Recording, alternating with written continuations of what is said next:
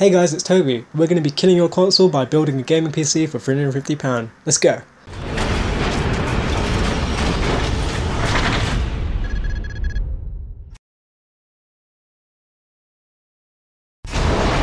Alright, first of all we have an AMD A10-6800K. This is a quad-core processor clocked at 4.1 GHz. As well as this, it's also an APU. APU stands for Accelerated Processing Unit. What this means is that along with the CPU, we also get an integrated GPU, and the integrated GPU we have here is an 8670D. This is what we're going to be playing most of our games off. You're not going to be able to max out, say, games like Battlefield 4 or Crysis 3 or anything like that at max settings. However, you would be able to play them at like around 720p, maybe some at 1080 at around high to medium settings, and that'll be good enough to start with. And as well as this, you can also upgrade to a dedicated GPU. We'll have links to that in the description and we'll talk about that more at the end of the video. But as of right now, this is what we're going to be using to play most of our games off. And whilst it can't compete with the console in some games, you have the ability to upgrade, which means in the future, when you upgrade with like a dedicated graphics card, you'll get much better performance than any console can give you. In fact, for some games like Battlefield 4 on current gen consoles like PS4, it's currently being played at 1600 by 900. This is not even HD.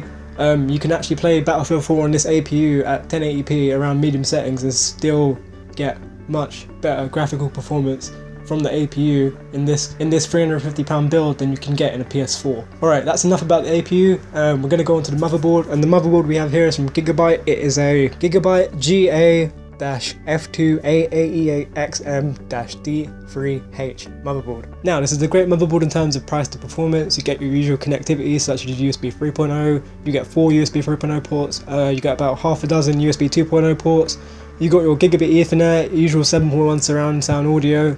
But the main thing here is that you have a PCI Express 3.0 slot. PCI Express 3.0 is where you're going to be putting your new graphics card when you upgrade the system in the future.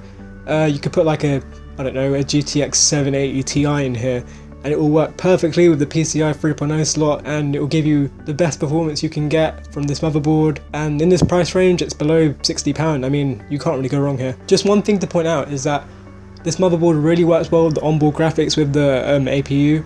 The 8670D can output a maximum of about 2560 by 1440, which is 1440p. This is more than HD. The current generation consoles say they can claim up to 4K, but there is no DVI port, so you can't actually get any support for 4K from the current generation systems. So yeah, with the current APU, you can go to 1440p using the DVI port on the motherboard, and it will work perfectly and give you amazing, stunning visuals. The motherboard also has 4 slots for DDR3 RAM, and this brings us onto the RAM that we're going to be using. We're going to be using 8 gigs of G.Skill Ripjaws X. It's clocked to 2133 MHz. And the reason we're using this is because the APU does not have dedicated graphical RAM. What this means is that on graphics cards you have GDDR5 RAM, which is usually clocked at insane speeds, say around like 5 GHz. An APU does not have dedicated graphical RAM, so you're going to be using the RAM we have in the system.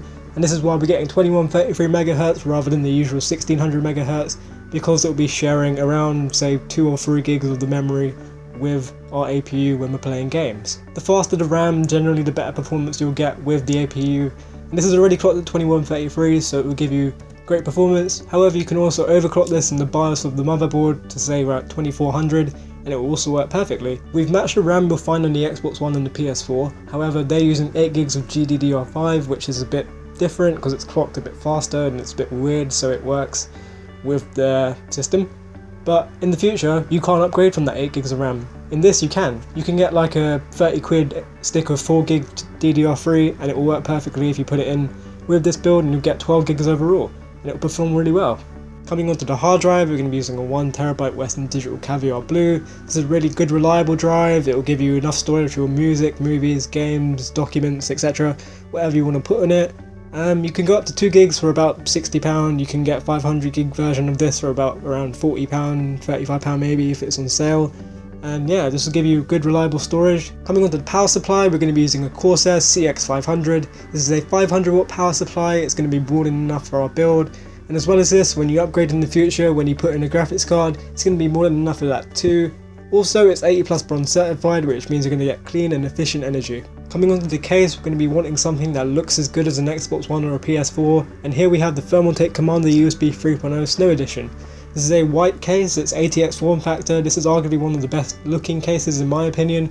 However, that's really subjective. It has a window on the side, which means you can see all of your components. And it also has a blue LED fan at the back, and you can also put more LED fans in and around the case, which makes it look even more visually appealing. Not only is it visually appealing, it also has good airflow and it's really designed ergonomically well. And it's also got USB 3.0 front headers, which will be good as we have this on our motherboard. Now we're approaching the end of the video, so we're going to talk about potential upgrades in the future. Here we have an Asus GTX 760. This is an entry-level graphics card, but despite this, it is very good in terms of performance. For example, you can play Battlefield 4 at ultra settings at 1080p, and you'll get really good performance from this card. The PlayStation 4 and the Xbox One cannot compare with the performance from this entry-level graphics card. As well as this, in the future you can also get something like a 780 Ti if you don't want to get the entry-level card. A 780 Ti is one of the best performing cards available in the market right now. It's around £400 as we're showing you here.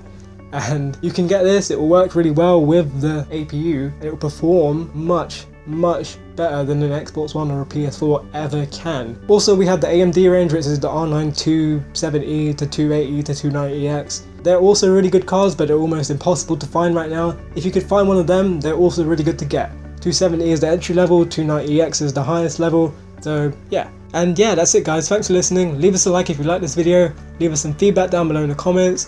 Check the description for more. If you plan on buying any or all of these components, please use the link in our description as well, as that will really help us grow. As well as this, share this video with your friends if they plan on buying a console, if they want to come to PC, because this is a great place to start. Also, if you have any more money, you would like to buy like a £500 PC, you could check out our £500 build video. We'll link to that in the description as well, or you can click on the screen somewhere here. And don't forget to check out the rest of our channel as well, as we do a lot more than build a PC guides. And yeah, don't forget to subscribe as well, and we'll catch you next time.